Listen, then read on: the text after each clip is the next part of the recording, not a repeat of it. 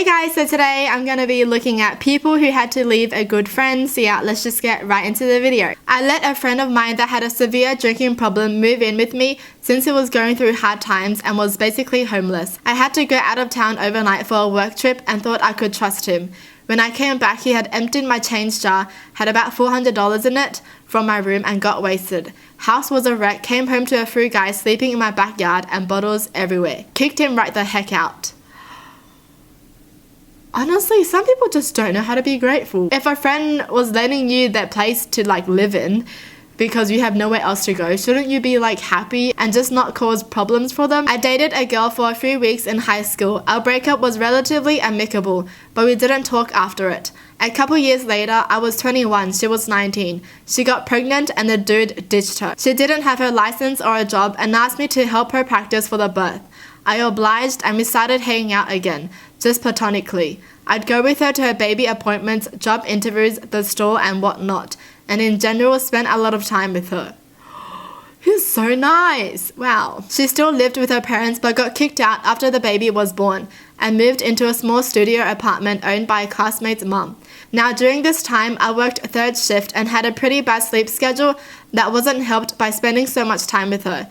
But I thought it was worth it because I was helping out a friend. One night, shortly before I had to go to work, we were at her place and out of nowhere she just says, "You know, it's kind of sad that you still live with your parents when I'm younger than you and have moved out." What's her point? Why is it sad that you live with your parents? There's nothing sad living with your parents. So is she trying to say that he's a bum? But he has a job though. And she didn't. Well, there's a lot of reasons why people still want to live with their parents. One, they like their parents. Two, they don't like being alone. And three, they want to save money because rent is expensive. I didn't know what to say to that, so I just left. And man, the second I got my door shut, I couldn't hold back the tears. That's so sad. He was helping her with so many things, and why did she say that? What was her point? What was she trying to say? To make him feel bad about himself? I feel like there was no good reason she should have said that. What was she trying to do? I can't see a good point in this. I felt like I'd been wasting so much time for someone who didn't even appreciate it. I hung out with her one last time after that and then just stopped responding to her texts. Well, I shouldn't say last, because about 6 months later, she, still without her license, offered to pay me to drive her to work. That's so weird. I was out of work and was set to leave in a couple months to join the Air Force, so I figured why not? I just wouldn't hang out with her. One other time, her dad was over her place and I went to talk to him since he's retired army and I liked her parents. She invited me in to see the baby and I did. And then after a couple of minutes, I just told her I was going to go. The confusion in her voice, asking me why, just made me think she didn't care or understand why I didn't want to hang out with her anymore. And that was the last time I saw her. Whoa, that's crazy though, because you can tell he cared so much for her, and her saying that was basically the last straw. So I'm assuming he must have noticed that she was taking him for granted, he did so many things. But wow, it's crazy how you can care so much for someone, but then they just don't appreciate it. I recently had to end a friendship with someone I've known about 8 years. She was in an abusive relationship and her kids were taken from her. She didn't try to get them back. Instead, she got into another abusive relationship, had more kids, lost them. She lost her place because of the abuser. I stayed by her side as a friend still. Wait, what? She lost her kids to the abuser? Oh my gosh, I'm concerned because what's going to happen to the kids? How did she not get custody over the kids? I'm so confused. Okay. She was single a while, got a new boyfriend who was more abusive than the last two. Where is this girl finding guys? Seriously. Why would you keep getting yourself into this? Now she's pregnant again. One day this boyfriend is perfect. The next day she's crying about how bad he is. She's had plenty of opportunities to leave him when he's been in jail. Even had a caseworker offer to help her relocate and get housing.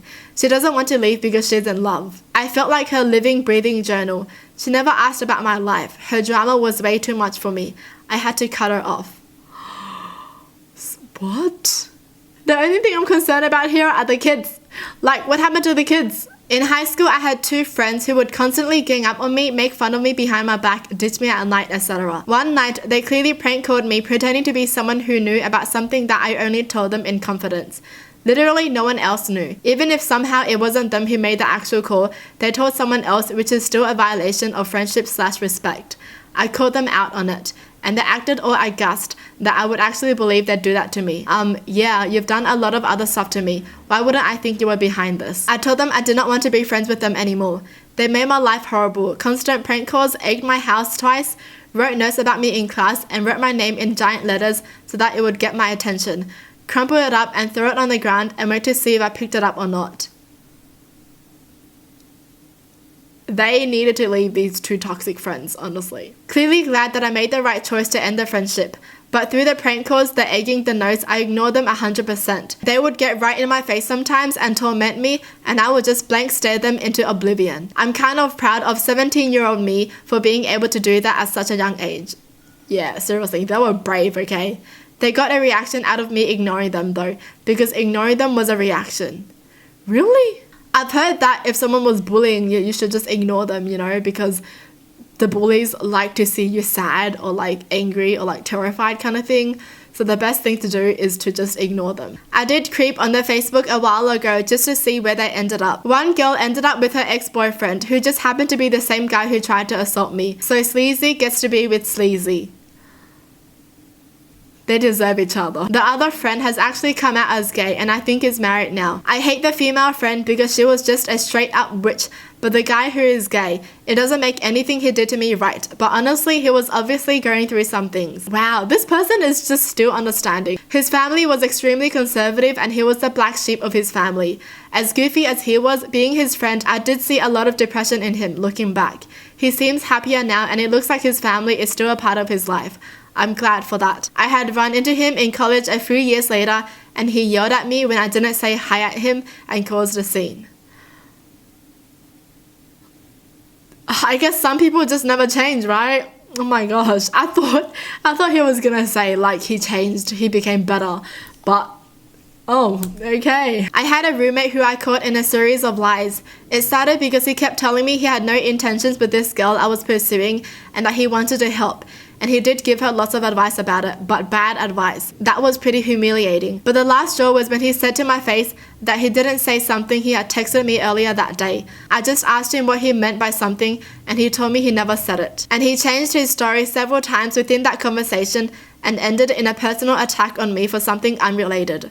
I can't be friends with someone as deceptive and manipulative as him, so I haven't spoken to him since. Even during the month it took me to find a new place to live. What? I'm confused. What just happened? He was just someone who likes to lie? Oh, not just one person, but a group of friends. I just was tired. Picture the last year of high school. They were never my friends, but they did pretend a lot, so I would help them with school and stuff. They would constantly steal girls from me, put a bad word in school about me and stuff like that. I didn't really see any of that because, come on, they're my friends. They would never do that. Oh. I feel like so many people are still in like these toxic friendships because of this. Like they just keep thinking, they're my friends, they will never do something bad to me. But honestly, just because you think they're your friend doesn't mean they are your friends. Actions speak louder than words, okay? The final straw, or the thing that made me see everything that they did, was in a field trip we did to the beach. I had a brand new BlackBerry, I feel old now, and one of them stole it from me and blamed it on the cleaning staff. I found my phone later in one of their bags. I just took it back and didn't say a thing. It was an I'm done moment. Didn't even feel like confronting them or anything. Just enjoyed the beach for myself and left a little earlier. Wow, they try to blame it on How are you gonna steal something and then blame it on someone? What the heck? My childhood best friend. We did everything together as kids, but then went to a different school and I never heard from her. Sure, she kept up with a few other friends, but not me. Even after a close family member died and I called her to have someone to talk to, I never heard back from her. They were best friends though? Like what? Until I was in college and she friended me on Facebook. I thought, great, we can reconnect, maybe be friends again. So I sent her a message, a simple, hey, what's up, how have you been? She never replied. I sent her another the next week, thinking maybe she got busy or didn't see it or meant to respond but forgot. She never replied to that one either. I waited a month before sending her one last, how have you been, let's catch up, and she once again did not respond. So I stopped trying. I kept her as a Facebook friend but never messaged her again. They were best friends though. They were childhood best friends. Something must have happened. And then out of the blue, she messaged me several months later to ask me to vote for her friend's band in a contest. I gave her one last chance, asked her if we could chat, and she blew me off saying she had so much work to do, she couldn't talk right now. What? Not even for a minute or anything? So I closed the chat box, didn't vote for her friend's band, waited a month, and then quietly unfriended her. That was well over 10 years ago. Haven't heard from her since. It sucks to not be as important to the people who are important to you. That's so sad. Wow, she gave her so many chances, and in the end she was just like, sorry, I'm busy, I can't talk. Like 1 minute wouldn't hurt, right? I feel like they're not even friends at all. Even if you're not close to someone but you were once friends, you would still talk and just reply, you know what I mean? But what is this? They were childhood best friends. Well, that's it for the video. Hope you guys enjoyed. Tell me in the comments down below what your thoughts are, and as always, thanks for watching. Hope you guys liked it, and I'll see you guys next time. Bye!